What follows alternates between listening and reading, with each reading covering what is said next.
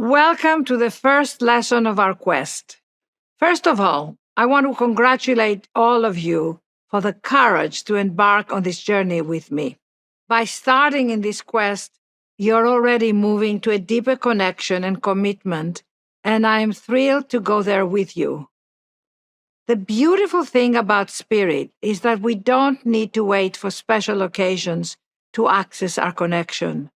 We tend to put our lives into boxes. This is a spiritual time.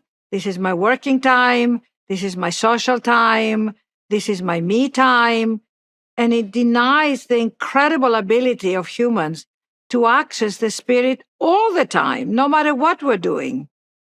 It is easy for all of us to take things for granted and to stop looking at the awe and miracles of life every day. Our human patterns are locked in our brains and in our emotions so often that they block us in seeing the extraordinary and the miraculous in everything and in everyone. What most of us want to experience is intimacy. This is why we like falling in love. This is why breakups hurt so much. Intimacy is what we all long for. And you know what intimacy stands for? Into me, see.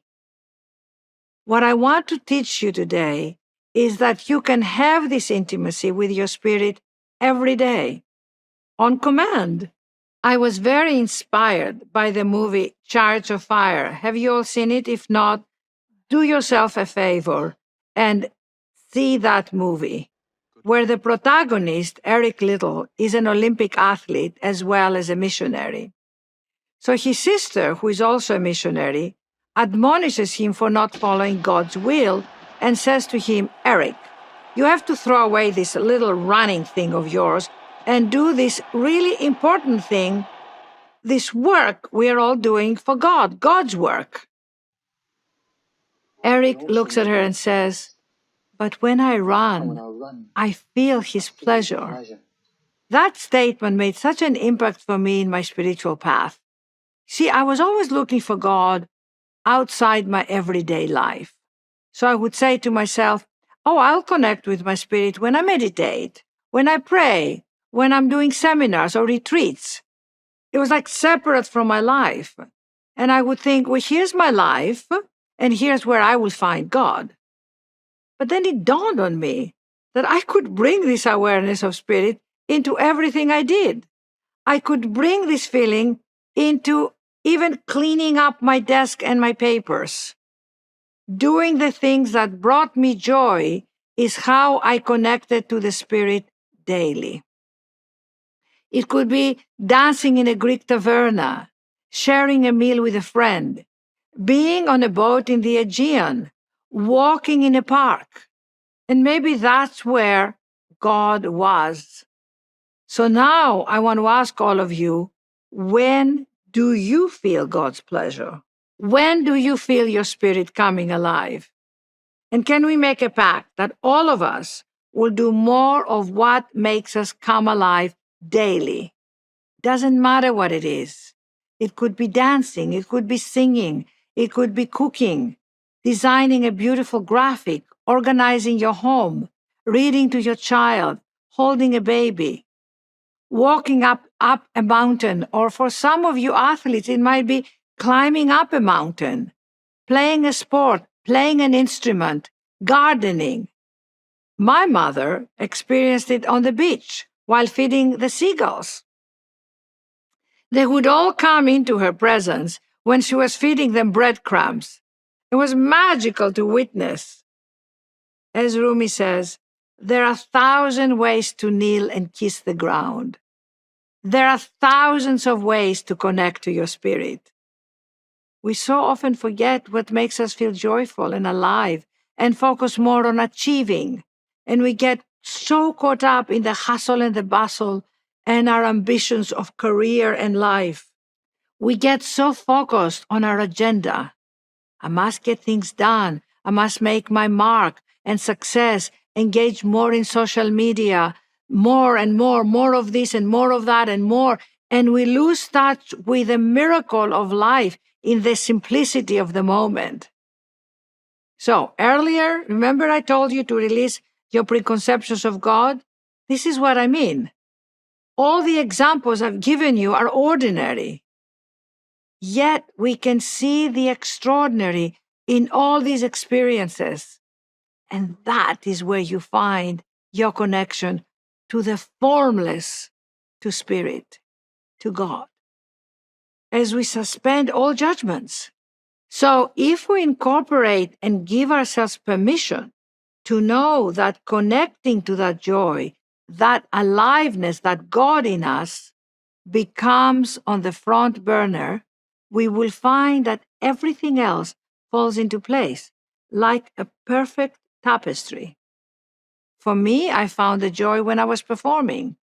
I accessed that tremendous fulfillment as I went around the country speaking, inspiring, and sharing the message of the open heart.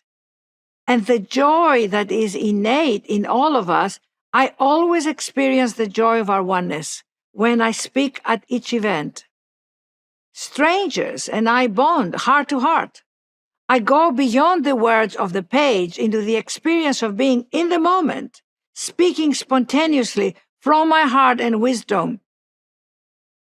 I leave every event feeling fulfilled, blissful, of awe of the expansion of the human heart. It is beyond anything I can describe. When I speak, I feel His pleasure. And now that I'm speaking to you, I feel His pleasure. So cut to the pandemic and quarantine when there were no events but endless Zoom calls. For me, it felt like I had been pushed out of my paradise. I was back in the basement, deprived of the very things I love the most. I meditated, I prayed, and I tried to find ways to recreate the feelings I have when I'm speaking and connecting with people in my life. Those feelings never left me. I just needed to find ways to keep igniting the connection. I tend to find it through dancing, through moving, through laughing, through cooking, walking on the beach, and connecting with friends via FaceTime. I did all that, but most of all, I found it through gratitude, through reverence of the ordinary things in life. So here's the key that I describe when you can't access your favorite way to feel His pleasure. You're called to go deeper. So how did I go deeper? Without judging, in the most loving and tender way, I would say to myself, I'm here for you. I am here for you. So I started to find the connection in the stillness that sees into the soul of who I am and who others are. I started to find His pleasure in the deep, quiet, beyond my restless and impatient mind, and my personality that would ask, when would this end? I started to find His pleasure in the ordinary things, like the breeze and the roses, and cooking meals, feeling the sun on my skin, hearing the voice of my family in the other room, and magnifying the gratitude in every moment with the Spirit that lives in me and all of us, regardless of the conditions.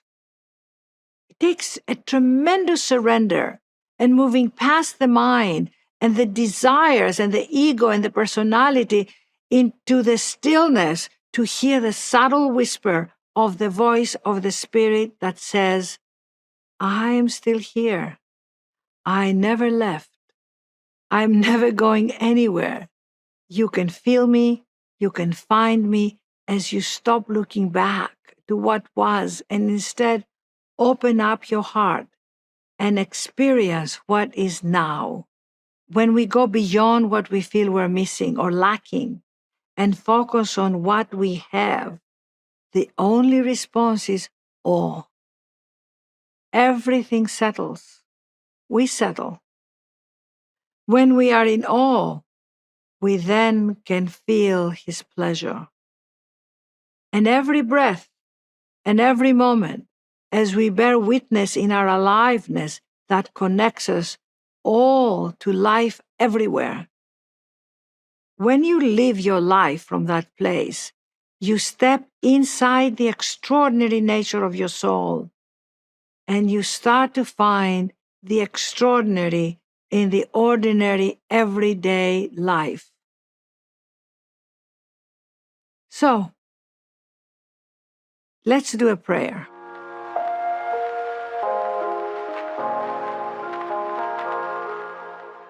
Take a deep breath, exhale, come into presence, come into your heart. And as we say, receive your breath, because remember, we don't take the breath, receive the breath. Open up your heart. Dear beloved, I ask that I may remove the limitation and stubbornness of wanting things to be a certain way. I ask that I may again find the magic of the ordinary. And no matter what I am going through, I ask that I may awaken and know that the part of me, the God in me, is beloved and alive and is connected. Let me express my gratitude and awe of life by doing the things that bring me joy and see all the things around me that are so extraordinary. I'm able to walk on this earth through the law of gravity, and that is a miracle. The earth moves around the sun in perfect motion, and how amazing is that? There are invisible worlds of stars and planets that are moving in perfect relation to one another and don't collide. The ocean meets the shore in perfect rhythm, even when stormy. Let me wrap my mind around that and know that I too am part of all the majesty of the miracle of life. And that in itself moves me into my gratitude and awe. And so be it.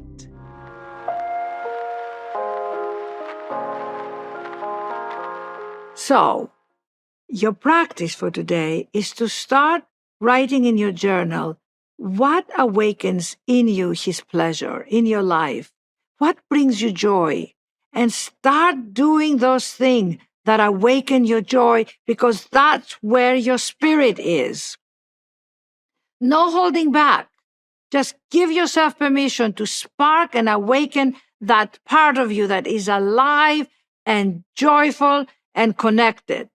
Share it with your community, and as you do that, you ground it. Write about it. And whenever you can, find the joy in the deeper stillness, in the letting go of your preconceived ideas. Surprise yourself and ask for that intimacy of you and your spirit in your prayers, and then be spontaneous.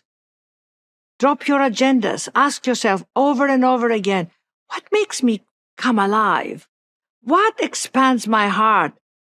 And go do that. You promise?